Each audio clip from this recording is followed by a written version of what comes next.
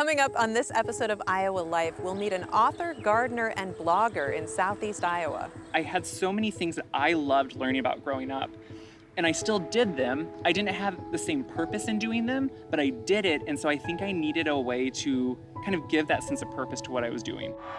An aspiring professional wrestler.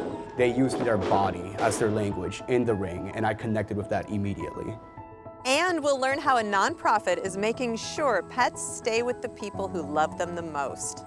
Quite a few older people, elderly people, would come in literally in tears and say, we have to give up our animal because we can't afford to feed both the cat and ourselves, or the dog and ourselves.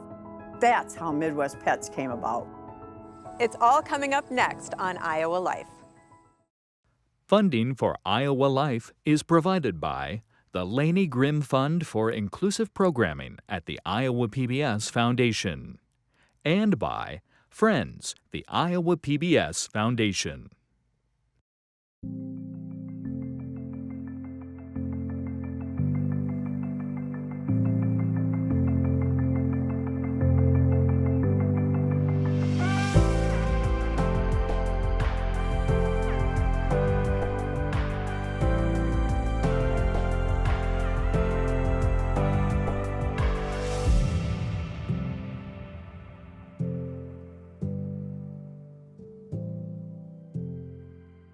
Hi, I'm Charity Nebbe, and this is Iowa Life.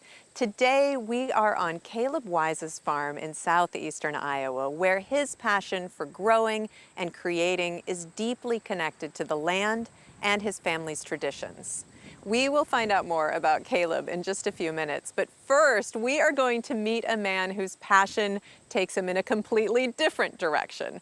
In fact, Carlos Olivo is living proof that passion can turn something ordinary into something completely extraordinary.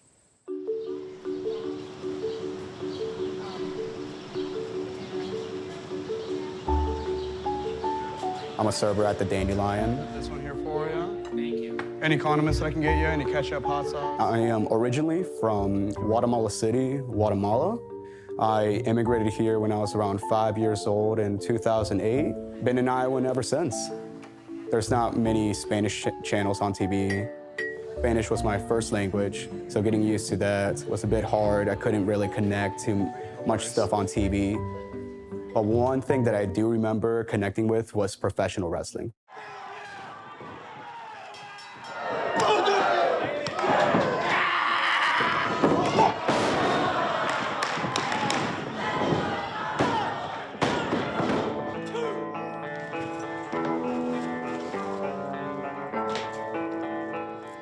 Time moves so slow right before a match.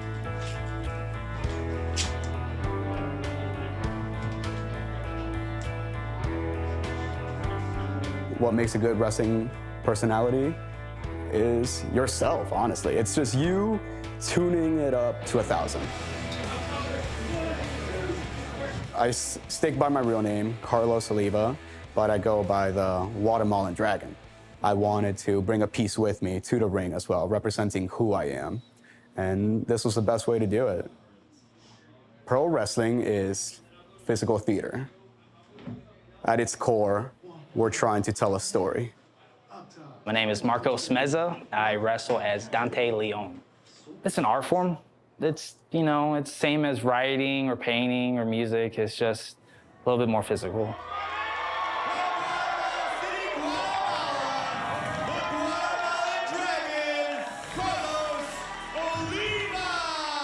Once I hear my music play out, and then I go out through that current, there's nothing in my brain besides just wanting to have fun.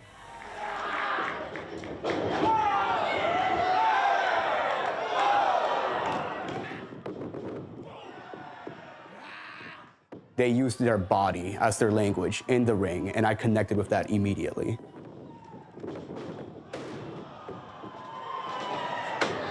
I was hooked ever since.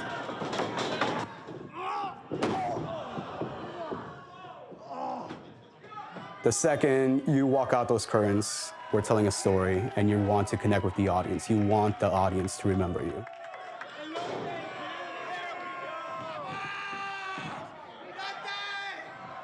You may think the goal would be to win the match. The main priority in every match is to connect with the audience. It becomes about the crowd and about giving them what they want. If they want to boo, then give them something to boo. If they want to high five and cheer, do some cool stuff.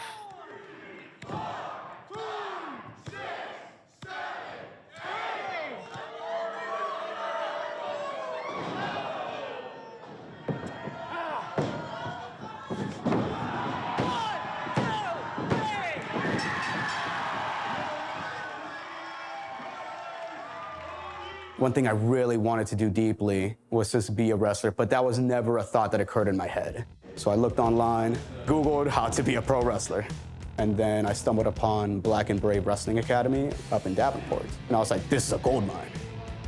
I have to do it. So I immediately signed up. No hesitation whatsoever.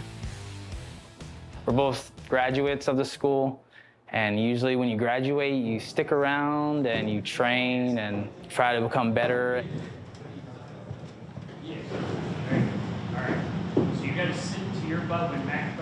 I was just training in the ring. He was also training in the ring. And then we did a couple moves on each other. Next week, we did it again. The following week, we did it again. And then it just kept going and going and going. And we created a bond together. A good mentorship vibe. So many people come and go, and some people stick around, and I realized Carlos was one of the ones that stuck around and really wanted to try.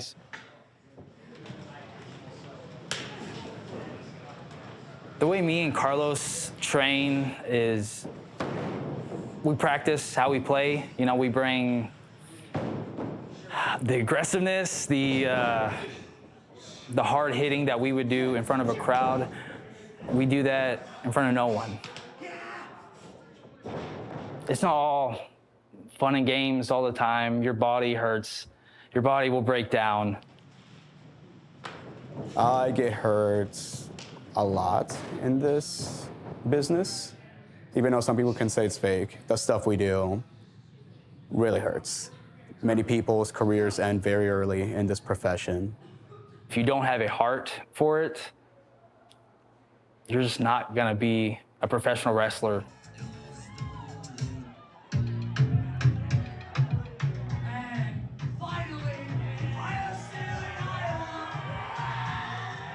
I see my friends pop out, I see my family pop out, and I see how excited they are in the audience, how passionate they are, how much they're screaming. I could mess up so many times, and they're still like, just get back up, you know? I love it every single time, and that's what drives me, you know? Just seeing the support, the local support.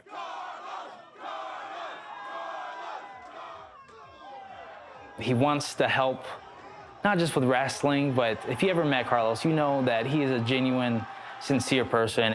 You know he cares, and Iowa professional wrestling is better off for it. We're just trying to connect to the Iowa City crowd. You know, we want to bring wrestling everywhere.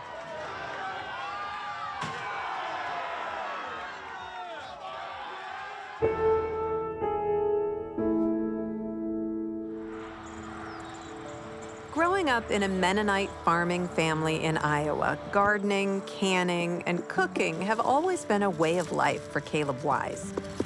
To share his passions, he started a blog in 2012, posting recipes and gardening advice, and sharing videos and tutorials on social media. Are you ready to make my grandma's best cabbage dressing? You're gonna want this in the fridge all summer long. Let's make it. Kaleb's authentic and down-to-earth way of living found a hungry audience. And in spring of 2025, he published his first cookbook, There's Always Room at the Table. Wise Guide has a following of more than 2 million people across social media platforms. But as the fourth generation to live on his family's farm, Kaleb makes it a point to stay true to his Iowa roots. Kaleb, it is so wonderful to be here with you. It's really nice to have you here. We actually have a really good day for it. So we are in southeastern Iowa, and this is where you grew up.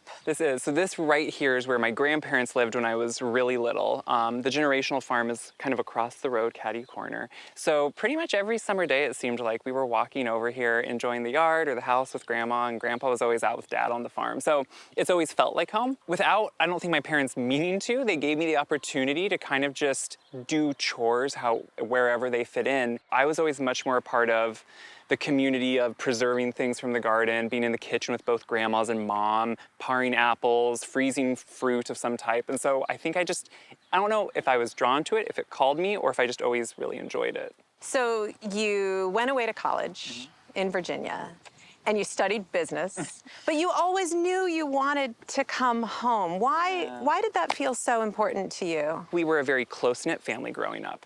So my comfort level always felt very secure at home. And I think accounting and business, when I went into that, I don't love necessarily doing accounting. And what I loved doing was the things I knew to do, which was what I grew up doing. So you did try to be an accountant for about 3 years. Try is a good word. And then you started working in landscaping, so you found a way to make money doing the things that you really did love. But Wise Guide, that sort of started because you needed a creative outlet. Tell me how that began. I had so many things that I loved learning about growing up, and I still did them. I didn't have the same purpose in doing them. Like I didn't have maybe as big a family, or I didn't have as big a reason to have a big garden, but I did it, and so I think I needed a way to kind of give that sense of purpose to what I was doing. Kaleb dove headfirst into making Wise Guide a trusted source for all things cooking, gardening, and decorating, and later decided to share more of his life through daily stories on Instagram. Hello, friends. It is a beautiful Monday. In 2020, Kaleb's way of living really started resonating with people who found themselves stuck at home during the pandemic, craving peaceful, simple content. Look at these. I think when you grow up, maybe just anywhere that's rural or something, or Midwest, you think so much of it is just kind of normal. It's stuff you can take for granted. Yeah, it's the stuff that kind of in your head, it was the chores that you didn't want to do, or it was the stuff that seemed boring. And so I think I was trying to always hide that part and instead show something that made me feel like I was actually something special. Like I wasn't a chef, but if I show something that feels like it's maybe a little bit more elevated, that will make me feel real. When I started getting messages from people saying, what you just did was something my grandma had done, and I have not known how to do that all these years and wished I had known. That then started making me, I think, more excited and comfortable and think, okay, there's a place for this, and others might want to know something about it too. Friends, today we are taking tomatoes because they're in season, because they're ripe, and because they are only delicious really for a small snapshot in a whole year. People have a real hunger for this. What do you think they're looking for? What do you think that people find in your stories and your food about being in rural southeastern Iowa that they connect with? There's something nostalgic for people. A lot of people have a memory of a farm in their life. It could be a grandparent, it could be a distant relative, but some form of a farm that sometimes is a core memory. And I think this just, with a lot of the food or memories I share, or having my mom on and we're doing things together. I could make the sound. I think it brings out that core memory and that little bit of nostalgia for people that is comfortable. We a lot of times throw around the words comfortably familiar because there's something that's familiar about it, which then we find comfort in, because anything familiar we kind of always feel comfortable with. But then it's sometimes just different enough, or maybe modernized just enough that it's new also. And I think in a way, isn't that kind of what we're all searching for all the time, is something we know enough to feel comfortable but want to try something new. I mean, let's talk about gardening. What do you love about gardening? Isn't that good? That's a good question. I don't always know necessarily, because it's a question sometimes I ask myself, because I'm in the middle of summer when I'm outside sweating and it's hot and I'm watering and I just want that one beautiful tomato off that plant. I do sometimes wonder, why am I doing this with such a large garden? But I think it's something about, it's so ingrained into me. But I find this, maybe there's something about knowing my family, my great-grandparents, my grandparents all worked so hard that a piece of me wants to, in a weird way, I want to honor them almost by still doing it. Because yes, we have modern conveniences. Grocery store is honestly, 15 minutes away. And it does taste better. Let's not take away that food grown at home. I always tell people, every time I'm out doing stories in my garden, I'll taste like the cauliflower or a carrot. I'll be like, you have no idea what it really should taste like until you harvest it from the garden, where you have tended that soil that has like good nutrients, good compost, and it flavors the food in a way that is just so rich. And you can't get, so there's that. Kaleb, thank you so much. This has been such a pleasure. Thank you for coming. I think the whole point of food and what I do is to share it with people. Carroll, Iowa is a town where neighbors look out for each other, and the sense of community runs deep. More than 60 years ago, that spirit was on full display during one night that would leave an unforgettable mark on this small town's history. In the heart of Carroll, you can find a full-sized basketball court decked out in purple and gold. It commemorates the day an airplane fell from the sky and forever bonded this western Iowa town with one of the most legendary franchises in professional sports. I just remember being awakened with the sound of this horrible, not horrible, but a noise that I wasn't familiar with. There was some noise going around, but we really didn't know what it was. And I got out of bed and I walked out on my patio, and my next door neighbor across the street was screaming at me, "Look out, look out." Circled the water tower about 200 feet. All they could read was LL on Carroll because of the fog and the snow. You could see everything about that airplane. You could count the rivets on the bottom of that plane. On the evening of January 17th, 1960, the then Minneapolis Lakers were flying home in a blizzard following a basketball game in St. Louis. Experiencing an electrical failure and low fuel, the team's plane was forced to pull off a miracle landing in the middle of a cornfield. This is almost the precise site. Touchdown, it came in from the south, and it flew around the town at least 9 times. All 23 players, pilots, and passengers survived the landing. Well, it looked like a miracle. It looked like this airplane sitting there in the middle of this cornfield, snowfield. The only place where the corn was down, the only black area there, and miles around, and he found it. He had the Holy Spirit working with him that night. The team returned home by bus the next day, and the plane was flown out a few days later. Carroll, Iowa has a lot to do with the NBA. If the Lakers had not survived and Carroll didn't come to the aid, it would have been down to 7 teams. There were only 8 teams in 1960. In 2010, the now Los Angeles Lakers donated $25,000 to build this court to commemorate the 50th anniversary of the miracle landing.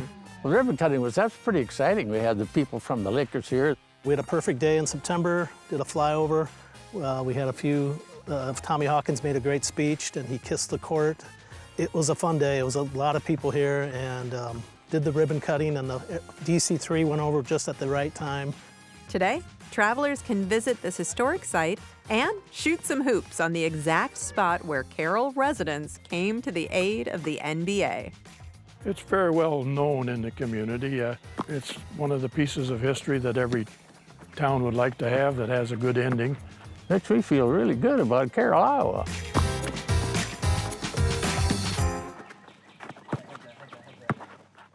For most of us, pets aren't just animals, they're family, companions, a source of comfort. In Clinton, Midwest Pets for Life works with elderly or disabled residents to make sure that pets stay part of the family, while their owners maintain independence, connection, and everyday joy.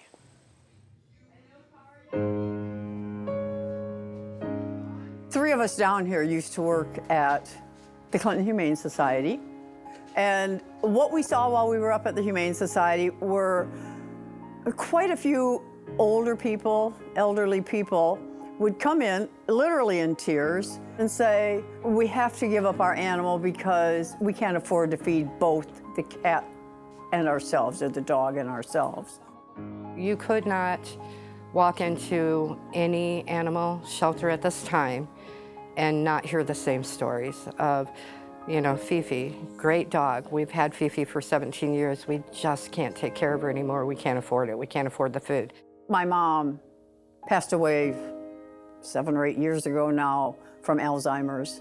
And she had a cat named Smokey. And I mean, that was why she got up in the morning. It was because Smokey needed her. And I think that's the case with so many of these people. I mean, once that animal's gone, their whole life is gone. They're done. That's how Midwest Pets came about. We decided we were going to do something about that. We were going to help feed these animals to keep them with the people that loved and needed them most. I have been involved since it started, so back in 2014. I love animals. I think anybody who does this job just loves animals. We used a little building up in the north end of town called the Train Depot. And it was just a little building, but they let us use it for nothing. And we did low-cost spay-neuter up at the Train Depot. And so, I mean, really from there it just grew. It started out feeding animals, and then it went to adding spay-neuter, and then we added vaccinations and microchips. And I mean, look at us now. We're taking up this whole building. It's 7,000 square feet. This is the warehouse.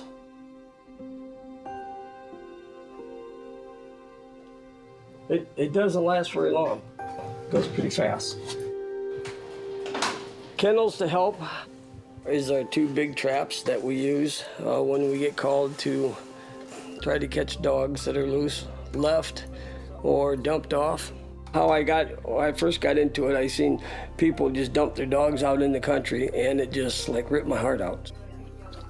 Sometimes that's all they have left. These homeless people that come in here, they don't have anything, but they've got their dog, or some of them have a cat. And it would break my heart to see I start crying for this stuff. It breaks my heart to think they'd have to give it up. He's a rescue from the Humane Society, and I actually did get his backstory. More than likely outside all the time. He don't like getting wet, he hates the rain. He don't bark, so he's actually low maintenance, good dog. They told me to get rid of him, go to shelter, go door to door, or take him out in the country and just shove him out. I told him he stays with me. But for mental health purposes, very important. That may be the only thing that they have, the one person or animal that they can connect to talk to where nobody else is listening, but their cat or dog is always listening. And they're truly family. There is a misconception that we are a vet clinic, which we are not. You might have heard today where I was talking about rabies vaccines and that we do not have a vet on site and we are not allowed to do rabies vaccines, that they could come to our vaccine clinic, which is quarterly. We do work with a vet from DeWitt. She is the one that comes in and does all of our vaccine clinics. I always see people that are very grateful, very happy that we're filling this void. So people truly care for their animals and they're trying to do best by them. And if this is the most affordable way for them to do it, I'm glad I can help.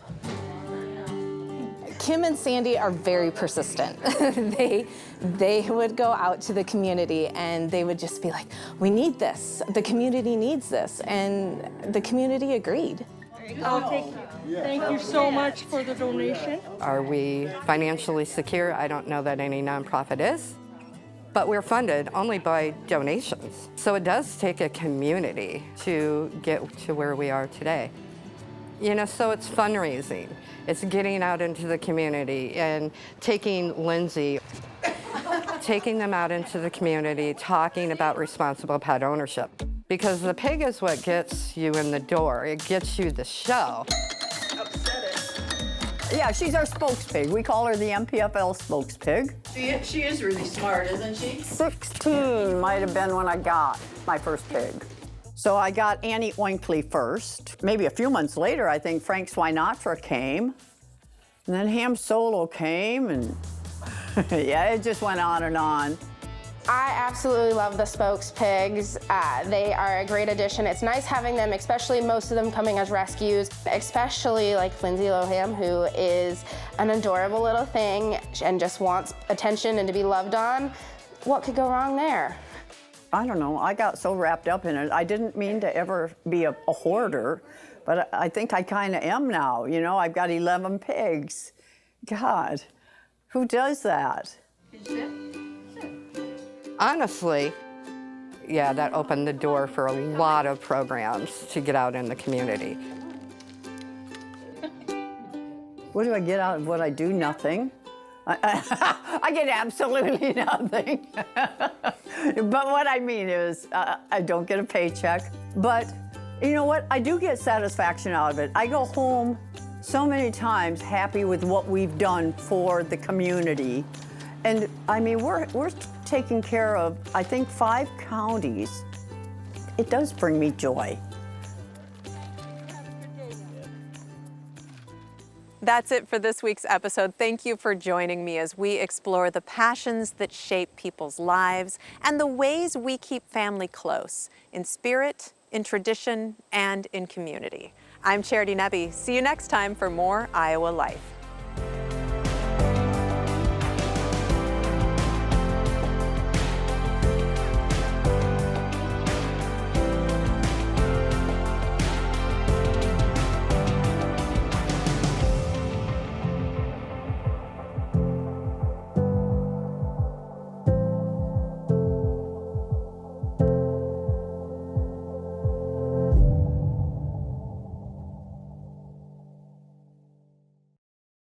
Funding for Iowa Life is provided by the Laney Grimm Fund for Inclusive Programming at the Iowa PBS Foundation and by Friends, the Iowa PBS Foundation.